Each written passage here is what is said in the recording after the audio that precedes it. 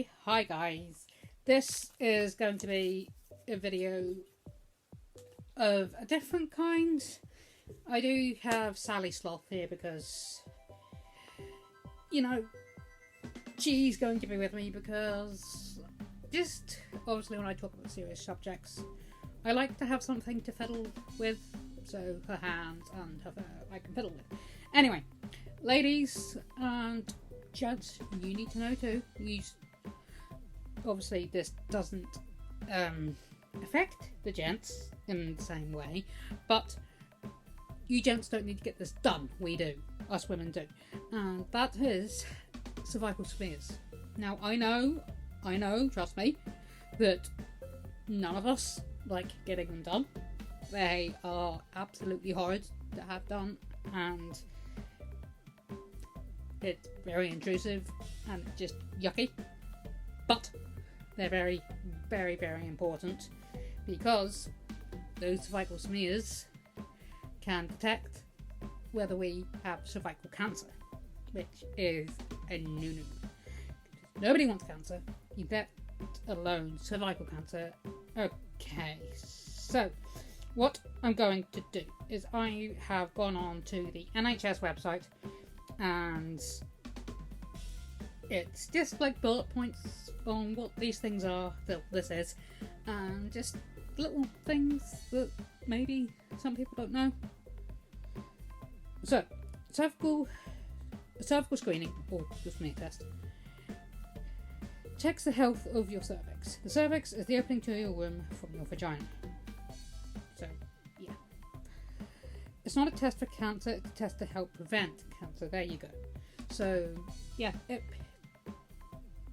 says it helps prevent cancer.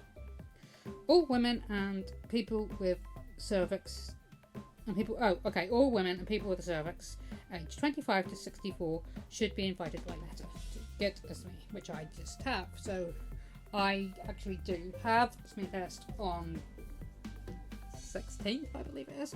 I just need to check the time, but yes, I do have a smear test, which I'm not looking forward to, but I need to get it done. Okay, next. During the screening appointment, a small sample of cells will be taken from your cervix.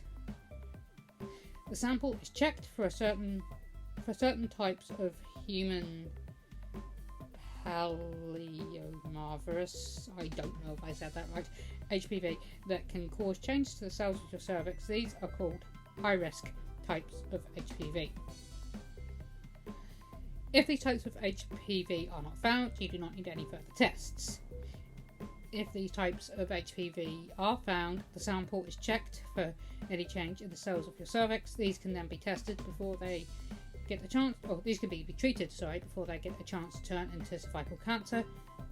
You'll get a result by letter, usually in about 2 weeks, to explain what happens next.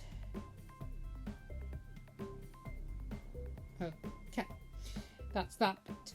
So, why is it important? Cervical screening is one of the best ways to protect yourself from cervical cancer. Cervical screening is not a test for cancer, it's a test to help prevent cancer. How cervical screening helps prevent cancer? The following. Cervical screening checks a sample of cells from your cervix for certain types of HPV. These types of HPV can cause abnormal changes to the cells in your cervix and are called high-risk HPV. These types of HPV are found during screening. An HPV positive result. If these HPV samples are found, the abnormal cells are not treated and made. Let me try that again. If these types of HPV are found during screening, an HPV positive result, the sample of cells is then checked for abnormal changes. If the abnormal changes are not treated, they may turn into cervical cancer. HPV. Okay, what is HPV? You're probably all asking. HPV is the name for a very common group of viruses. Most people will get some type of HIV during their lives. It is very common and nothing to feel ashamed or embarrassed about. You can get HPV from any kind of skin-to-skin contact of the genital area, not just from penetrative sex. Vaginal, oral, or anal sex, any skin-to-skin contact of the genital area, sharing sex with. Some types of HPV, called high-risk types, can cause cervical cancer. In most cases, your body will get rid of HPV without causing any problems, but sometimes HPV can stay in your body for a long time. If high-risk HPV stays in your body, they can cause changes to the cells in your cervix. These may change and become cervical cancer if not treated.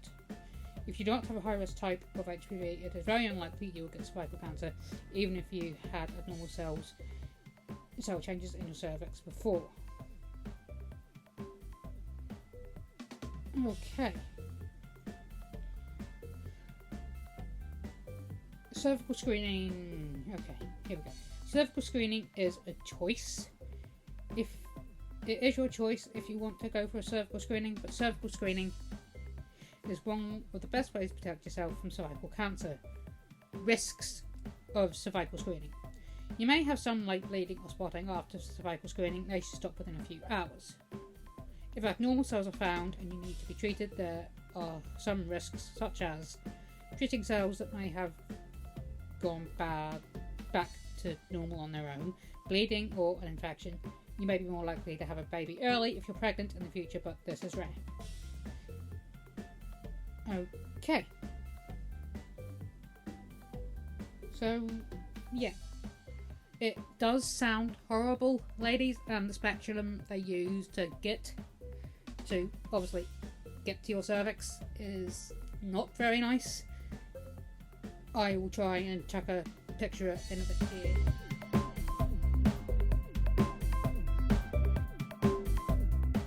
If I can.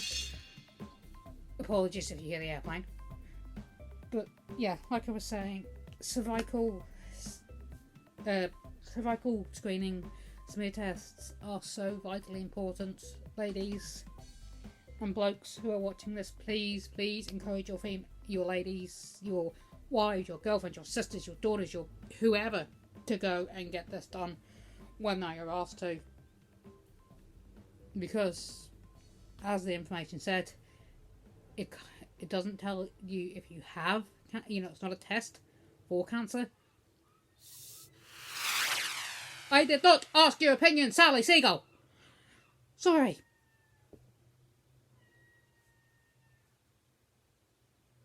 Are you done?